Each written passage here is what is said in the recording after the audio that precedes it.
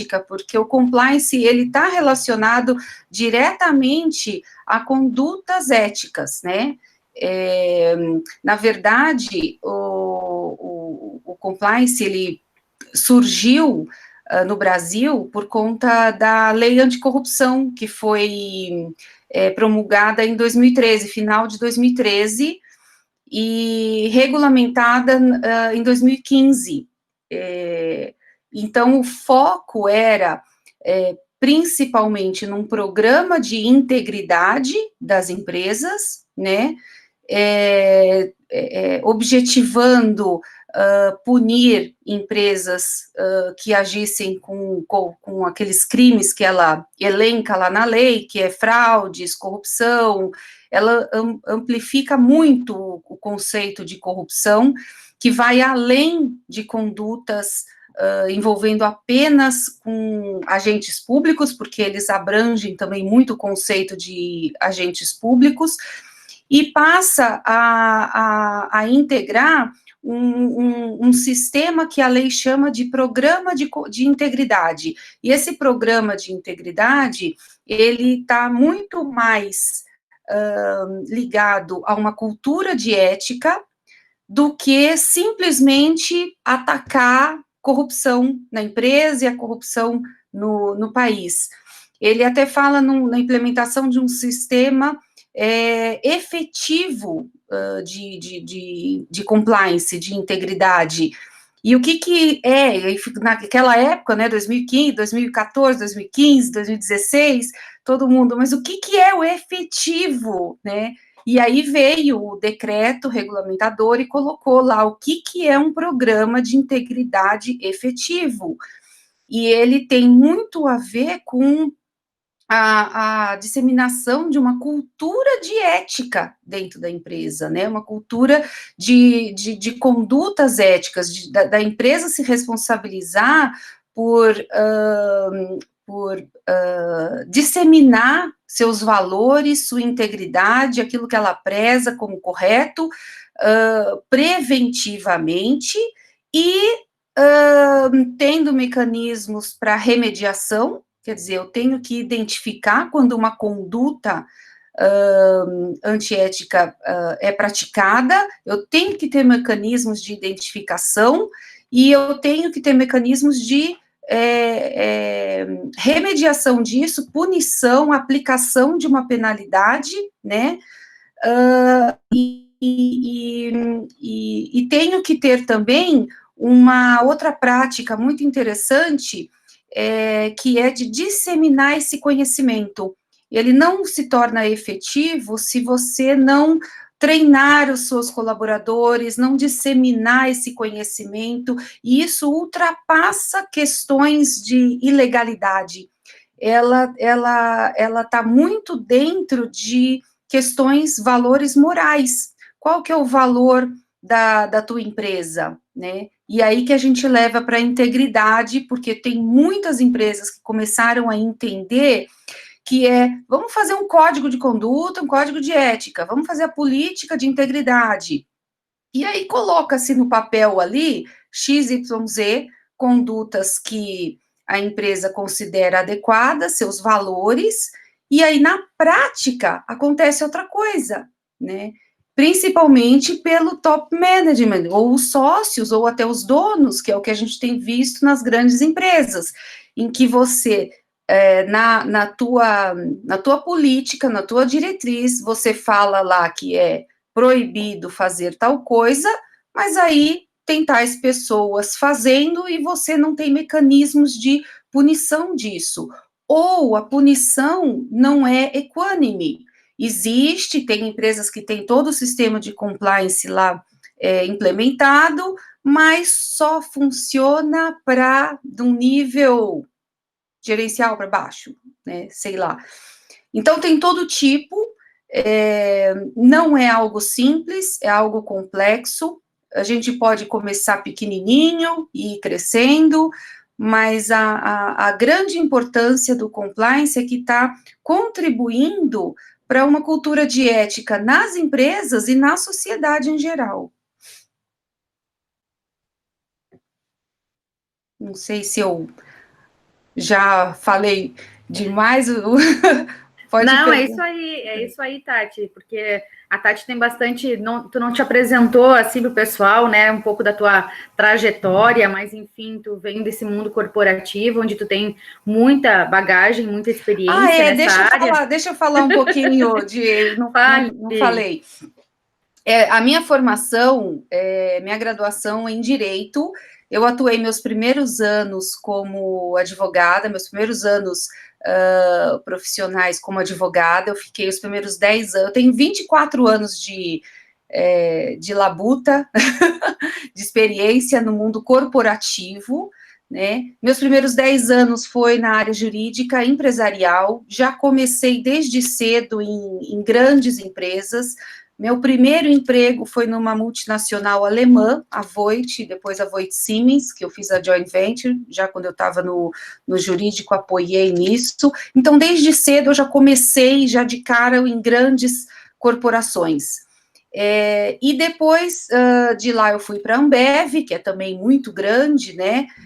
Aprendi muita coisa, e da Ambev eu saí, até a Ambev eu continuei no jurídico.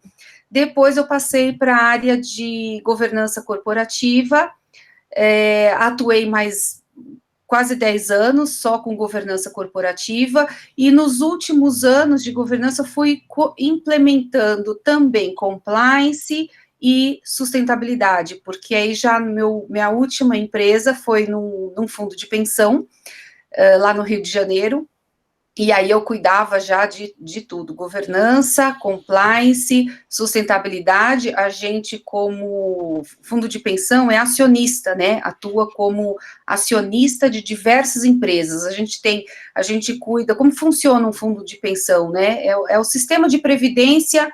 Ali onde eu estava era o sistema de previdência dos funcionários da Petrobras, mas você pode ter um fundo de pensão de uma outra empresa que cuida daquele fundo previdenciário dos funcionários daquela empresa. Então, como investidora de dezenas de empresas, era minha responsabilidade fazer a avaliação daquelas empresas que a gente estava investindo em relação às suas práticas de governança, suas práticas de compliance, suas práticas de sustentabilidade, que para o investidor é muito importante, é o que a gente chama do ASG. O A é o ambiental, o G é governança e o S é o social. E foi uma das razões que eu vim para Caxias do Sul, foi pela Petros, que investia em duas grandes empresas aqui, uma do grupo Randon, que é a Frasle, e a Marco Polo. Aí eu vinha, fazia avaliação da empresa, verificava como que estão suas práticas de governança, como que estão suas práticas de compliance. Eu, como acionista, então, eu sugiro que faça dessa forma, está faltando isso, está faltando aquilo, isso aqui você tem mais que avançar nesse ponto, esse aqui está bom. Então, essa avaliação de dezenas de empresas traz uma riqueza, e trouxe, né, uma riqueza muito grande de conhecimento para mim, do que só ficar numa empresa e você conhecer as práticas daquela empresa. Então, meus últimos 7 anos ali como executiva dessa empresa me permitiu ampliar muito mais o conhecimento nessas áreas de governança, compliance, gestão de riscos, controles internos, né? Gestão de riscos e controles internos são essenciais, é o básico para uma implementação de um programa de compliance e integridade. Então, a gente acaba, e fazendo isso em dezenas de empresas, você acaba pegando uma prática muito, muito forte, principalmente em empresas grandes, que é muito mais difícil, mais complexo de se implementar. Então, quando você já... É igual aprender a nadar, né? Se te jogam no mar revolto e você sabe, aprende, sai nadando, na hora que te jogarem numa piscininha de mar calminho, você vai dar um show, né? Então, vem daí essa minha experiência, e daí eu decidi encerrar a minha carreira corporativa, e me mudei para Caxias, não por essa razão, mas porque eu acabei casando com um gaúcho que me trouxe para cá. Aí eu abri, então, a minha empresa de consultoria e treinamentos para poder transmitir um pouco desse conhecimento que eu tive na prática, que é diferente de pessoas que fazem um curso, né, um MBA, um mestrado, a prática é muito diferente. A vida como ela é muito diferente do que a gente aprende nesses cursos, não desmerecendo. Eu acabei de fazer um mestrado, eu fiz um mestrado na FGV em São Paulo, foi excelente, mas a parte acadêmica, ela te complementa. O que vale mesmo, que te traz riqueza, é a tua vivência prática, e todos os desafios que isso te traz, todas as dores também, né? Eu, como eu trabalhei em empresas altamente corruptas também, tive muitas dores, né? Mas foi muito bom, porque você vivencia e você aprende o errado, aquilo que não deve ser feito, e aprende também que, olha, isso eu não quero para mim. Então, eu acho que é sempre válido. Então, só para dar um contexto, assim, do meu histórico profissional, né, para as pessoas entenderem de onde que eu vim, que eu sou paulista. Perfeito, Tati, porque eu disse que não ia ler o teu currículo, né? Que era muito extenso, então eu preferia que tu te apresentasse mesmo. A gente já tem uma pergunta aqui da Natália no chat, que pergunta algo que tu já colocou anteriormente, que é com relação à regulamentação de 2015, qual é a regulamentação de 2015 do compliance? É o decreto 8.420. Ele é não lembro de que mês, ele é de 2015, se eu não me engano é abril de 2015, onde ele explica, detalha o que é um programa de compliance, né? É importante falar a diferença que as pessoas fazem muita, né, compliance e integridade. São quase que a mesma coisa. É que no Brasil, a lei anticorrupção definiu integridade, programa de integridade. Mas esse é um tema que já vem há muitos anos atrás da Europa e dos Estados Unidos, por conta dos escândalos que estavam acontecendo por lá e por conta da necessidade de ter uma maior regulamentação em relação a isso, principalmente as companhias abertas. E lá sempre, até hoje, é usado o termo compliance. E esse conceito que a lei anticorrupção brasileira trouxe veio de lá. Então, é comum as pessoas falarem em programas de compliance ou programas de integridade.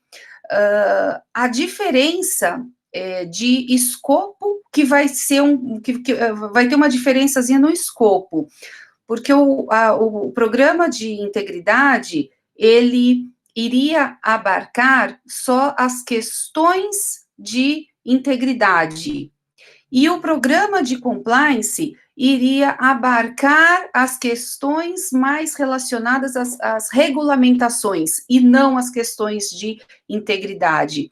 Então, o que se evoluiu a partir daí, e a partir das diretrizes da CGU, ficou claro, então, que para o Brasil, o programa de integridade, ele é mais amplo do que se pensava, do que se desejava, e essa amplitude significa ter um compliance para todos os aspectos operacionais, financeiros, reputacionais de uma empresa.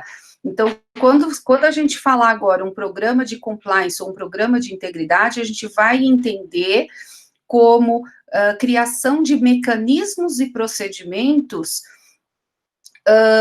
que detectem e que remediem e que monitorem todos os atos ilícitos listados na lei anticorrupção e todos os atos de condutas ou imorais ou não condizentes com aquilo que a empresa ou regulamentações dizem, para todas as áreas da empresa. Então, é que não dá tempo aqui de falar de todos os pilares, de todos os mecanismos, de todos os procedimentos, mas tem uma amplitude que vai desde cumprimento de lei e de norma, isso é uma coisa, e uma outra coisa que é a valorização das condutas éticas por todos os envolvidos nas relações com essa empresa.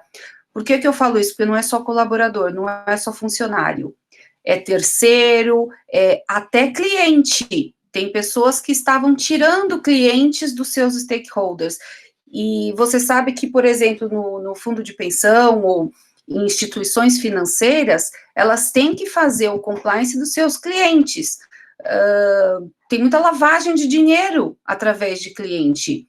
Então, vem um cliente, até para uma outra questão ética, foi para escritório de advocacia.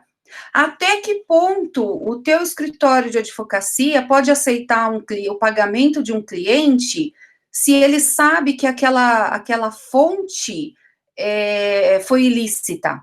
Ele pode aceitar? Ou a instituição financeira pode aceitar aquele depósito daquele valor que veio de fonte ilícita? O fundo de pensão que está ali fazendo aporte para os seus beneficiários, ele pode aceitar? São questões que estão sendo cada vez mais investigadas e colocando essas empresas na responsabilização disso. Por que você aceitou? Porque eles começam, está tudo tão transparente, está tudo tão interconectado, que você acaba sendo influenciada, você acaba sendo comprometida numa organização criminosa só por ter tido essa participação. Então, você tem que ter todos os cuidados de que, pelo menos, você olhou para isso e, se em algum momento não pôde como que fala? Você não pôde agir de outra forma, mas pelo menos você tomou todas as ações que eram possíveis ser feitas naquele momento. Mas veja, são questões que antes, mas nunca eram questionadas, né? E começam a ter, a gente começa a ver que a legislação está cada vez mais apertando o cerco, cada vez mais colocando transparência, cada vez mais podendo pegar dados que são cometidos, que antes era assim, somente se houver uma investigação legal que você saberia se tal pessoa infringiu com tal regra ou não. E atualmente já não funciona mais assim, né? Em qualquer lugar você pode estar sendo filmado, você pode estar sendo gravado, a própria Receita Federal cada vez evolui mais, Banco Central, as instituições, cada vez mais elas estão com as informações nossas de todo mundo, né? Até internet das coisas, agora se você pensa que tua vida te pertence, você está muito enganada. Tua vida é um livro aberto. Quem quiser saber o que quiser a teu respeito, cada vez mais isso vai ficar mais transparente, sabe? Então, é importante a gente se preocupar com isso, até porque, principalmente as empresas, né, que levam anos para conquistar uma reputação, e, de repente, uma notícia, um fato que às vezes nem é verdade, às vezes é uma fake news, pode destruir tua reputação, pode acabar com a tua empresa. Ou você, como profissional, às vezes também uma notícia pode acabar com a sua reputação. O que a gente viu, por exemplo, a Odebrecht, que foi uma empresa que foi muito visada, né? Tem muitos profissionais que até hoje, já tem, olha quantos anos que começou a Lava Jato e que pegou ali, até hoje tem pessoas que não conseguem emprego, porque os recrutadores olham ali no currículo e falam, você trabalhou numa empresa altamente corrupta, onde que você estava? Ah, você estava aqui onde se tomava decisão, onde você está? Então, assim, é uma questão que a gente, cada vez mais, empresa tem que pensar, e o profissional também tem que pensar. Perfeito, Tati. Então, linkando aí tudo que tu já deu uma contextualizada, eu te pergunto como que a gente pode ajudar a sociedade a ter mais condutas éticas e qual a função das empresas nisso tudo? Pois é, olha, é legal isso também, porque faz eu lembrar da ética comportamental. Tem um professor que eu gosto muito, chama Alexandre de Miceli, e ele escreveu um livro recentemente, tem 1 ou 2 anos no máximo, e ele defende que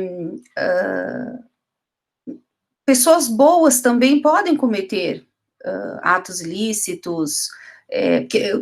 Antigamente a gente sempre achava assim, existe a pessoa boa, existe a pessoa ruim.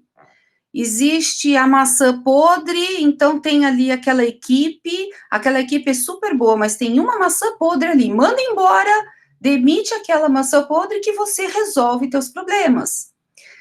E aí a gente começou a ver que não adianta, porque se existe já uma cultura de não ética dentro daquela empresa, não adianta você demitir uma maçã podre, o problema não é mais aquela maçã podre, o problema ficou muito maior, ficou muito mais complexo.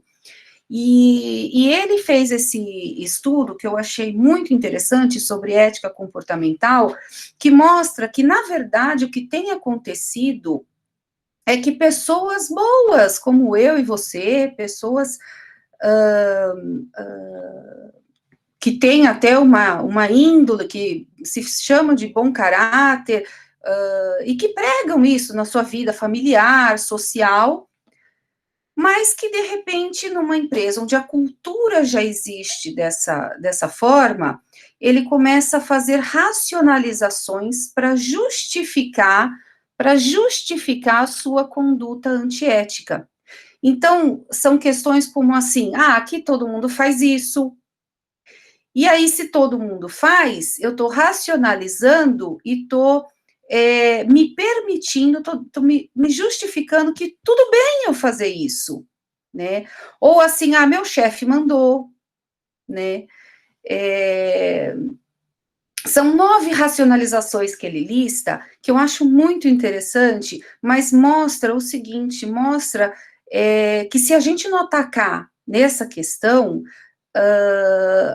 a gente vai estar contribuindo para uma sociedade doente, cada vez mais doente, porque você começa a racionalizar ali dentro da empresa, ou dentro de um outro grupo que você faz parte, ou dentro de uma outra sociedade que você faz parte, daí dentro da sua família, você começa a trazer essas racionalizações, e aí você fica bem com você mesmo, você dorme tranquilo, né, e só que você tá fazendo errado, está contribuindo para uma sociedade doente, né?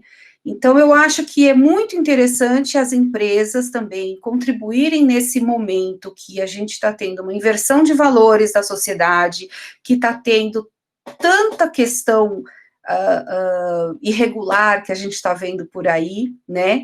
Em todos os níveis, em todos os gêneros, em todas as idades, em todos os ambientes, as empresas poderem fazer o seu papel aproveitando o gancho dos programas de compliance, dos programas de integridade, e mostrando com mais ênfase quais são seus valores, o que você considera como ético, o que é moral, e ter a integridade de fazer aquilo que você fala que faz, né? E com isso, realmente, eu acredito que as empresas podem sim contribuir para uma sociedade melhor. Ok, Tati. A Natália coloca aqui no chat, e como lidar nesse dia a dia, então, confrontando nossa ética, pois a sensação é terrível. Liderança tóxica gera uma equipe doente. É isso mesmo. E isso, e uma equipe, várias equipes, fazem uma sociedade doente.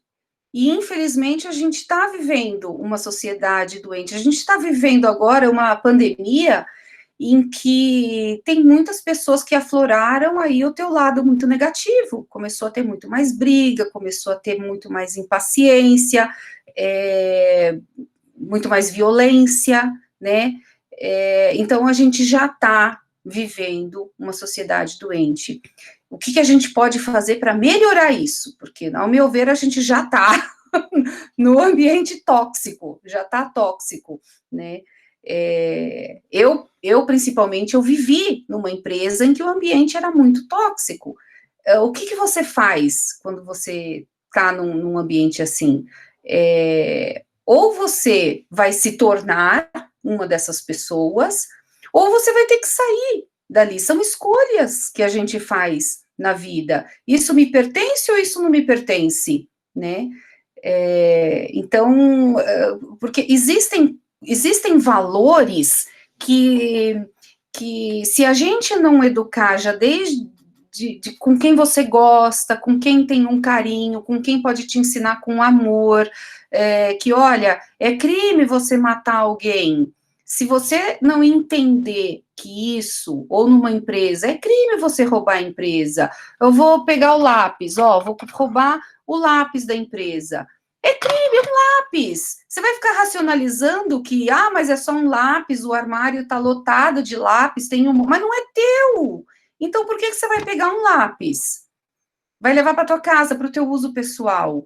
Então, são valores que a gente deve fazer em casa, né, com quem você gosta, porque depois que passou disso, eu acho muito difícil você querer mudar o valor de uma pessoa numa relação profissional. Se o teu chefe é assim, se a tua empresa é assim, é mais fácil você mudar de empresa, né? Agora, se você é o dono da empresa, aí sim você tem o poder na mão.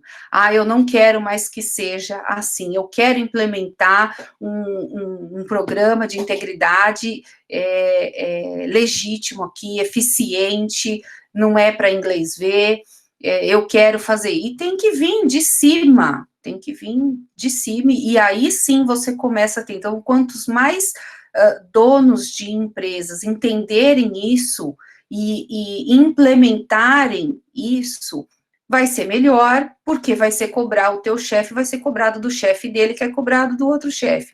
E é isso que essa lei anticorrupção está trazendo.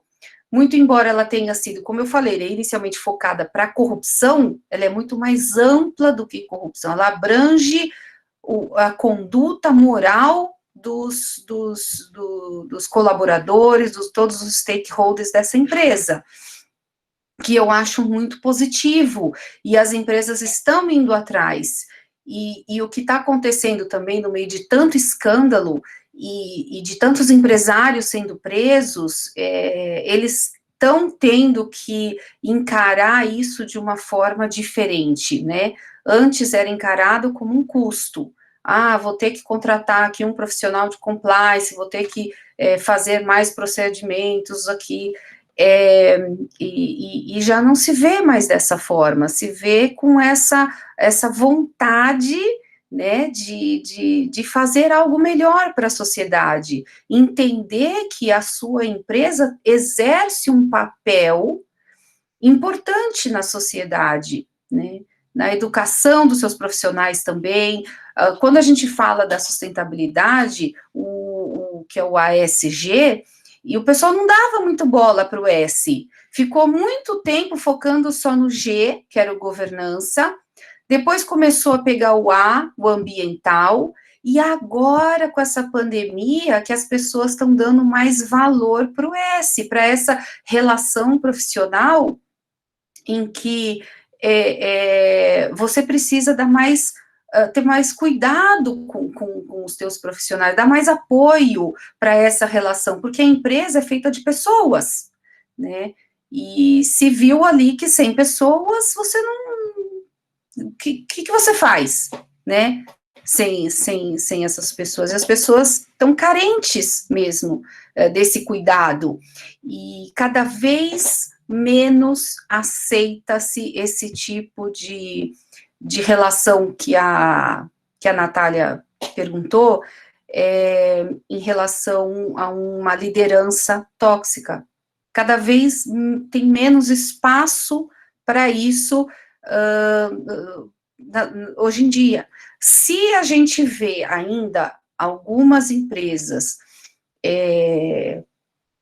dando valor para isso, é porque elas ainda colocam a sua rentabilidade, o seu lucro, acima de qualquer coisa. Porque esse é um conceito que vem de muito tempo, né? Desde a Revolução Industrial, assim, o capitalismo foi colocado dessa forma, como a única coisa que interessa é o lucro. E hoje em dia a gente já está falando num capitalismo consciente, que sim, você precisa ter lucro, mas os fins não justificam os meios. E, em primeiro lugar, você valoriza os seus stakeholders. Então, assim, a gente está vendo uma evolução no meio de tanta coisa ruim acontecendo. Obrigada, Tati. Pessoal, eu vou lembrá-los que a live é um bate-papo, então vocês podem interagir aqui no chat, eu vou fazer esse papel de mediadora, tá? Então podem fazer perguntas e considerações sobre o que a gente está conversando. E para quem não colocou ainda da onde né, e como ficou sabendo da live, por favor, coloca aqui no chat para gente. E eu vou, então, te fazer uma pergunta, Tati, que foi colocada aqui no chat pela Ana. Quais os cuidados os profissionais, consultores, devem ter ao aceitar trabalhos em organizações? Pois esse é um outro movimento que se mudou, né? Eu sou de uma época que, quando você ia procurar emprego, você olhava salário, benefícios, possibilidade de crescimento, você olhava assim, o que você iria receber com aquilo, né? E não olhava quem é a empresa, quem são os donos, qual a cultura daquela empresa. Você falava assim, se eu estou entrando lá, eu vou fazer o que me pedirem, né? Eu vou nadar conforme a onda. Se essa empresa é assim, eu estou indo lá. E isso mudou, não é mais assim. Agora, quando você vai, antes de fazer uma entrevista de emprego, você vai olhar se aquela empresa compactua dos mesmos valores que você, porque senão você vai entrar em conflito ali, e as pessoas hoje em dia, principalmente os jovens, não estão mais aceitando esse tipo de conflito. Então, às vezes, quando não olham isso, aí chega lá, dá o conflito, a relação que era para ser duradoura não dura nem alguns meses, né? Então, tanto na relação profissional, e depois você perguntou aí para consultoria, é uma questão muito delicada, porque não pensa que não tem, que só tem ganhos nisso. Quando você toma um posicionamento do que é ético para você, do que é teu valor, concorda que você está deixando de lado aquilo que não é o teu valor? Se você defende que que não é correto ter tal atitude, por que é que você vai ter uma relação profissional com uma empresa ou com um profissional que entende que isso é legítimo. Por quê? Aí é você que está agindo como aquelas empresas que colocam o lucro acima de tudo. Então, quer dizer que por dinheiro você vai aceitar oferecer seus serviços para qualquer um? Estou só falando para pensar. Não estou dizendo para qualquer pessoa agir assim ou assado. Eu só acho que tem que ter coerência, né? Se você defende que vamos levar aqui ao extremo que eu acho que é melhor. Se você defende que não é para matar ninguém, poxa, não vai fazer parte de uma organização criminosa do tráfico que para eles a vida não interessa. Você foi contra a organização, tá fora do jogo, né? Eles tiram tua vida como quem troca de roupa. Então, por que que você vai se relacionar com um tipo de empresa ou um tipo de profissional que tem valores diferentes do teu só por causa do dinheiro? Então, a gente não está mudando. Eu acho que é essa a pergunta que deve ser feita. E saber que sim, que você vai ter prejuízo, você vai estar eliminando da sua carta de clientes algumas empresas, alguns clientes. Sim, pode ser. Sabe que lá, quando eu estava como acionista, tinha algumas empresas que falavam assim, eu nunca tive aqui investidor que me perguntasse isso. Investidor não está interessado nisso, então eu vou fazer só o que me interessa aqui fazer, né? E aí a pergunta que a gente sempre fazia foi assim, mas que tipo de empresa você quer ser? Você quer ser a empresa que tenha esses investidores que não estão nem aí para a tua empresa, só querem saber do dividendos e só estão pensando no curto prazo, porque você quer ser uma empresa de curto prazo? Ou você se interessa em atrair investidores que pensam a longo prazo, que pensam em que essa tua empresa seja sustentável, seja perene, que viva ainda por muito tempo, que traga mais benefícios para toda a sociedade por muitos anos. Então, talvez você esteja se relacionando com um investidor errado. Que tipo de investidor você quer ter? Então, veja bem, qualquer relação com o teu investidor, com o teu cliente, com o teu fornecedor, com o teu prestador de serviço, com todo mundo, com qualquer relação que você tenha, você tem que ter ali uma coerência de valores, né, para caminhar juntos. Tendo isso, fica mais fácil você tomar essas difíceis decisões, porque vai aparecer, sim, diversas oportunidades para você ir para o caminho errado. Já diz a Bíblia, né, que o caminho largo é mais fácil, não tem obstáculos, né, e você vai escolher qual, o caminho largo ou o caminho estreito? O certo ou o errado?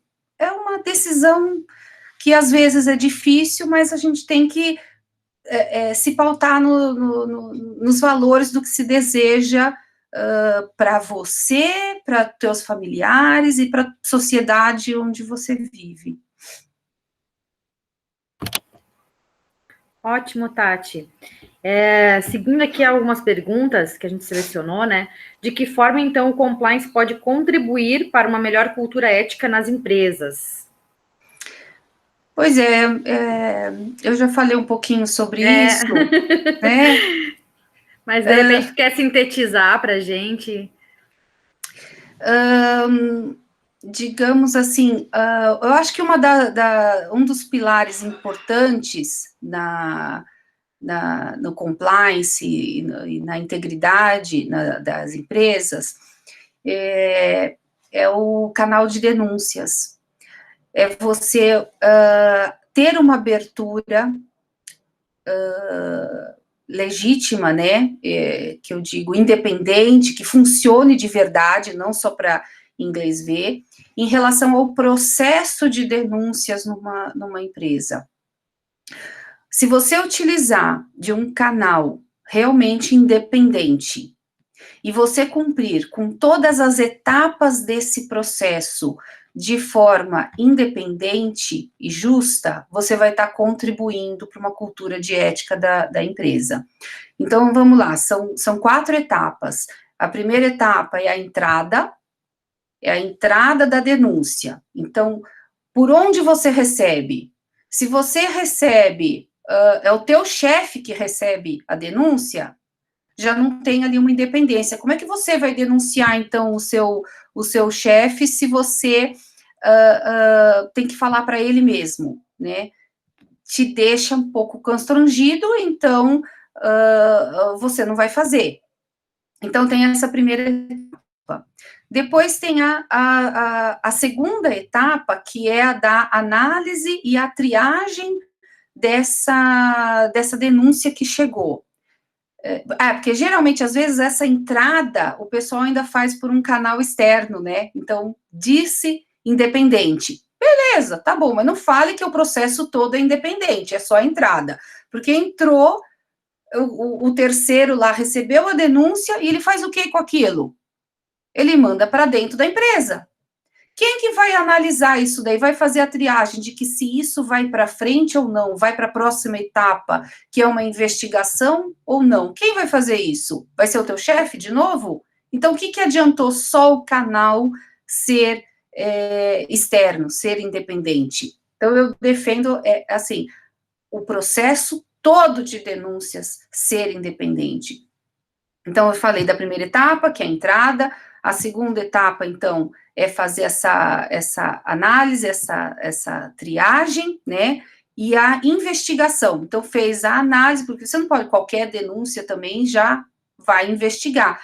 Tem que ter coerência, tem que ter fundamento, tem que ter comprovações ali. Não pode só, não gosto do fulaninho, então acho que ele está me roubando. Não é bem assim, você tem que ter uma denúncia, tem que ser uma denúncia de boa fé, mas com mais consistência. Daí, sim, passa para investigação. Essa investigação é feita por quem? Vai ser feita pelo teu chefe de novo? Então, também não adianta. Então, tem que se criar mecanismos onde todas as etapas ocorram com a independência necessária, com regras previamente definidas, e com justiça. Justiça vai ser na outra fase, que é da aplicação de penalidades, medidas disciplinares. O que adianta você ter medidas disciplinares quando aquela mesma conduta é feita pelo funcionário X, aplica-se uma medida disciplinar. Quando, que eu vivi muito isso em várias empresas, em várias, inclusive em comitê de ética, a gente vivia muito isso. E aí, quando é para um diretor, um conselheiro, aplica-se outra medida disciplinar. Então, aí você não vê a justiça, né, sendo feita. E tudo isso, toda essa independência, todo esse processo de denúncias, quando ele é feito de uma forma que vai agregar valor para a empresa, ele pega todo mundo, ele faz com independência, ele respeita quando há conflito de interesses, ele tem a transparência em relação às suas regras.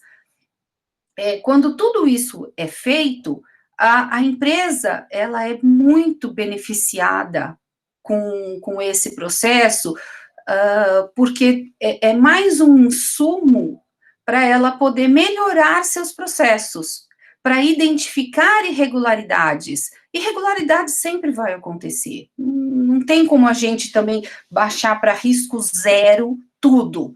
Somos também seres humanos, tem sistemas, tem ferramentas, as coisas estão sujeitas a falhas, então achar que nunca vai acontecer nada é errado.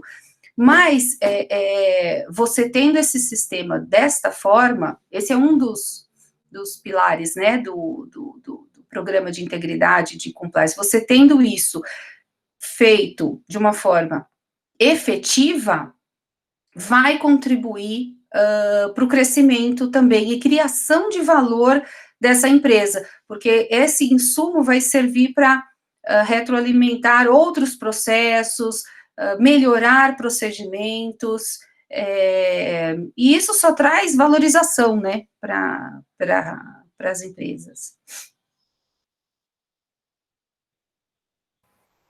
O Aldo, ele coloca um comentário sobre essa questão que está sendo falada, então, e tendo uma árvore de decisão sobre o encaminhamento da denúncia, bem como políticas bem definidas quanto à investigação. Exato. Aldo, prazer ter você aqui com a gente. Aldo é um parceiro querido meu, ele trabalha muito forte em investigações. É um outro tipo de profissional que eu acho legal falar aqui para todos, assim como tem o profissional de compliance, que está sendo levado como compliance officer nas empresas, né? Tem um outro tipo de profissional que tem essa característica especialista do Aldo, que é saber lidar com investigações. Não é qualquer um que sabe conduzir um processo de investigação interna dentro das empresas, sabe?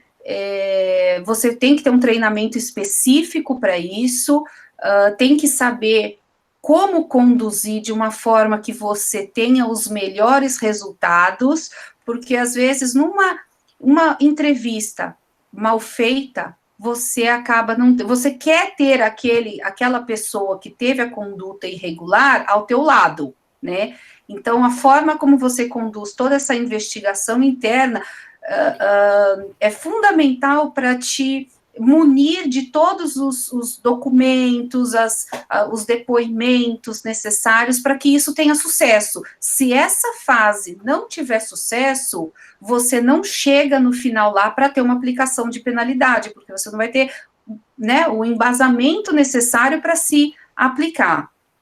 Então, é fundamental ter as políticas bem definidas para o processo de investigação. São aquelas 4 etapas, né, que eu estava mencionando. Perfeito. Tati, eu queria que tu falasse um pouco sobre esses programas que tu já falou de integridade, de compliance, né, para as micro, pequenas e médias empresas, né, quais são os primeiros passos, né, para se instituir aí um programa desses, se a gente tem uma lei brasileira, então, sobre o compliance. Se tem o quê? Uma lei brasileira sobre o compliance. Ah, tá. Sim, a lei é a lei que eu mencionei, né? É a 12.846, que é a lei anticorrupção no Brasil, mas aonde se define o programa de integridade é no decreto de 2015, o 8.420, né? E o que eu posso te dizer em relação a micro e pequenas empresas é que, bom, primeiro a lei não faz distinção, ela diz claramente que é para todo tipo de empresa, né? Eu dei uma consultoria o ano passado para uma microempresa que tinha 4 sócios e eles forneciam participavam de licitações, e nós implementamos um programa de integridade na empresa pequena deles, que depois passou a não ser tão pequena, passou a ser média por conta do faturamento, mas é uma estrutura muito enxuta, né, de menos de 10 funcionários, e você implementa um programa de integridade. É diferente de uma empresa, de uma grande empresa, de uma empresa listada, é diferente, mas você pode aplicar, porque a gente está falando de prevenir atitudes ilícitas, atitudes antiéticas, prevenir fraudes, prevenir isso, remediar se acontecer, né, detectar isso, então ter os seus canais para ouvir eventuais denúncias, ter o mecanismo principal disso tudo, né, você perguntou como implementar, o primeiro passo seria fazer uma avaliação de riscos, e qualquer empreendimento, pequeno, médio ou grande, a gente faz uma matriz de riscos, a gente identifica, a gente mapeia, a gente tipifica, a gente implementa os seus controles internos, para qualquer uma. Então, não existe tamanho, né? Existe, sim, a tua coerência, a tua integridade em querer fazer aquilo funcionar da melhor forma possível. Então, tanto faz, pequena, média, grande, e começar pela gestão de riscos, porque o que te apontar ao final desse processo é o que você vai implementar nos processos seguintes. Muito bom, Tati. A Marina pergunta aqui no chat: um operador de canal de denúncias pode ser definido como um investigador em primeira instância? Não porque ele seja operador de canal de denúncias, mas porque ele pode ter a qualificação necessária para participar da etapa de investigação. São coisas distintas, né? Então, ele pode começar a sua atividade profissional ali, né, como operador do canal de denúncias, e depois ele pode passar para uma outra etapa da carreira dele, né, um outro tipo de trabalho como investigador. Agora, se a tua pergunta quer dizer se ao mesmo tempo quem recebe a denúncia pode ser investigador, a pergunta não é essa, a pergunta é, ele vai ter independência? Se ele tiver independência em relação ao denunciado e ao denunciante, tudo bem. Se ele estiver cumprindo com os outros requisitos, ele tiver outra qualificação, porque todo esse processo tem que ter uma política e uns procedimentos bem definidos. Quem faz o quê, de que forma faz o quê e que regra aplicar, né? Se ele estiver dentro dessa política, beleza. Agora, o que a gente tem visto são qualificações distintas. Então, o que recebe a denúncia, ele precisa de uma qualificação, né? E dependendo do tipo da empresa, ali já tem uma grande dedicação do seu tempo. E por questão de tempo também ele não conseguiria fazer as duas coisas. Depois, quando for para outra etapa de investigação, dependendo da investigação, ele precisa de uma outra qualificação, né? Então, é isso que eu quero dizer só em relação a poder pode, desde que ele tenha independência e desde que ele tenha a qualificação necessária.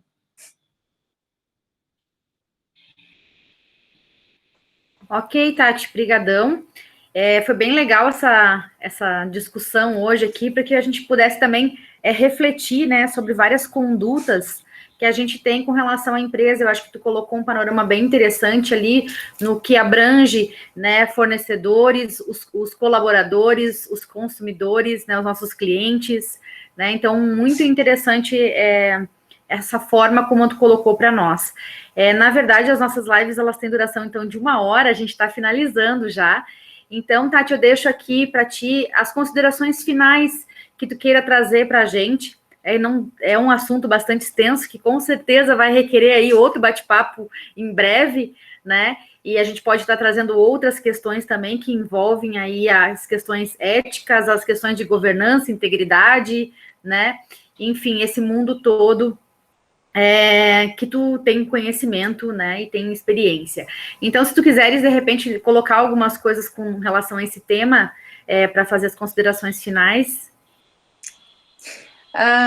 Bom, eu queria só pedir para o pessoal seguir a TREG, Governança e Integridade, seguir o meu site, minhas redes sociais. Eu estou passando ali bastante informações também sobre esses conceitos.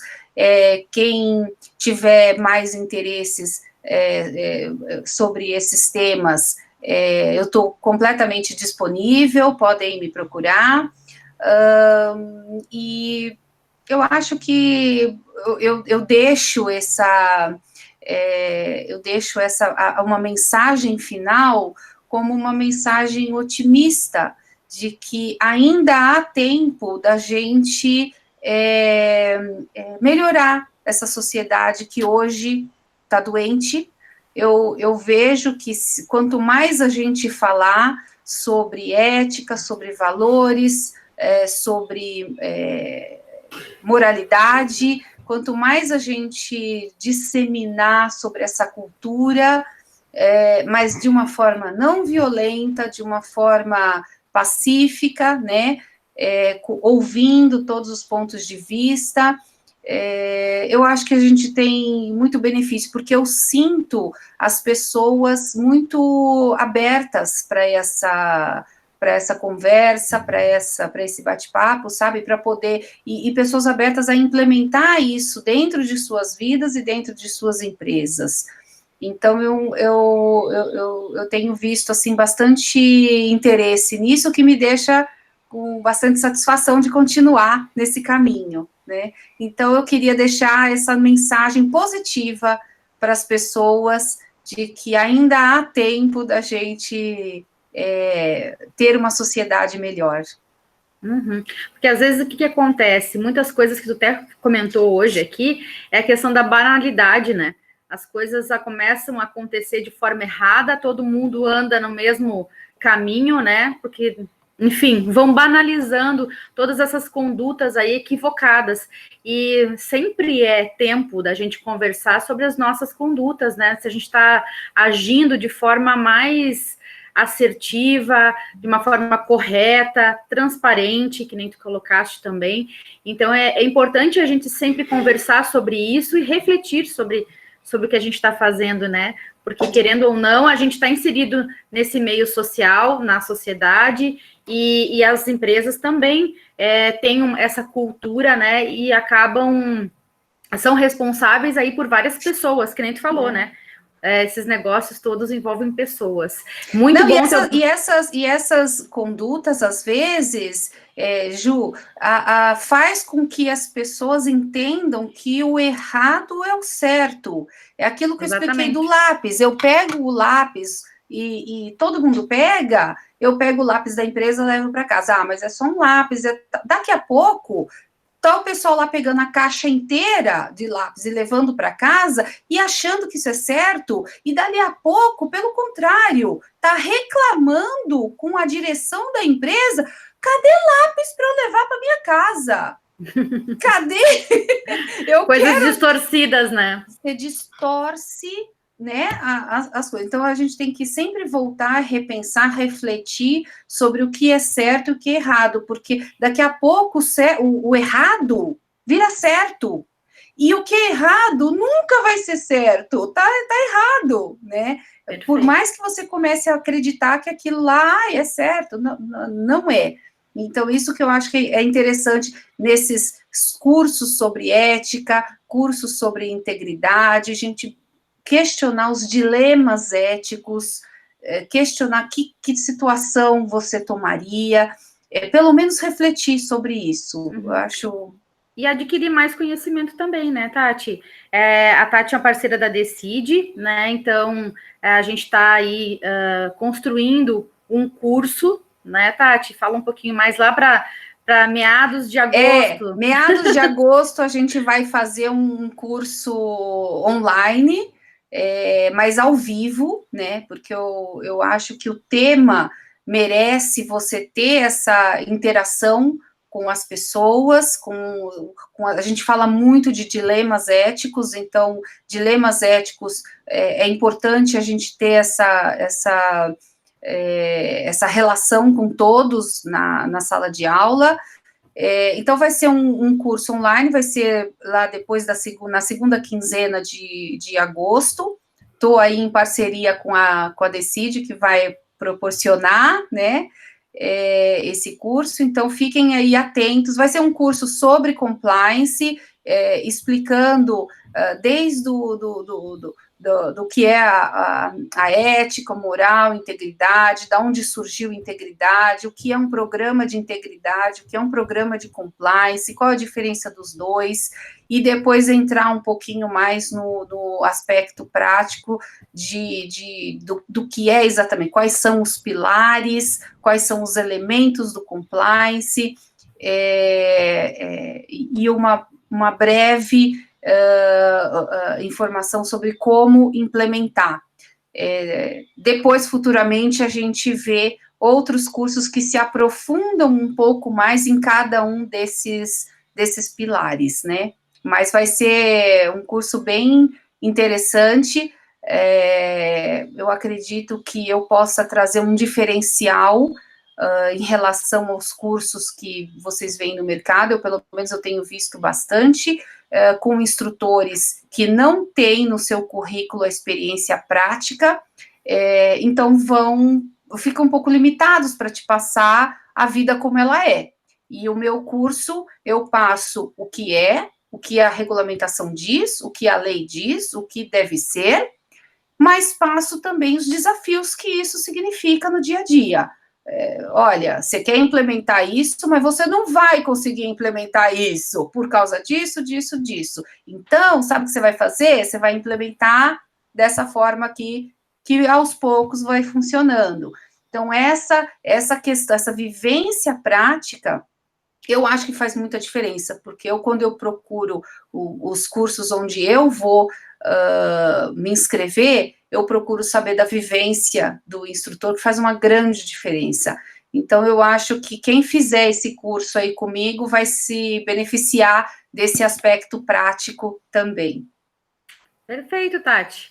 Então, eu agradeço a todos hoje por estarem aqui conosco, né, num domingo, final de domingo, conversando sobre essas questões que são tão importantes e impactantes na nossa vida de uma forma geral.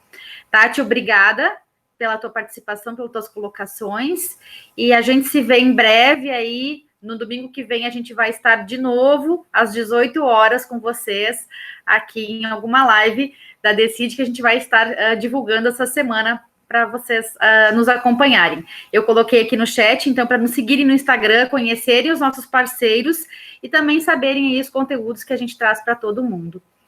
Um abração, um beijo grande no coração de todos, uma excelente semana. Foi um prazer estar com vocês aqui. Obrigada a todos também. Tchau, gente. Ótimo domingo. Tchau, tchau.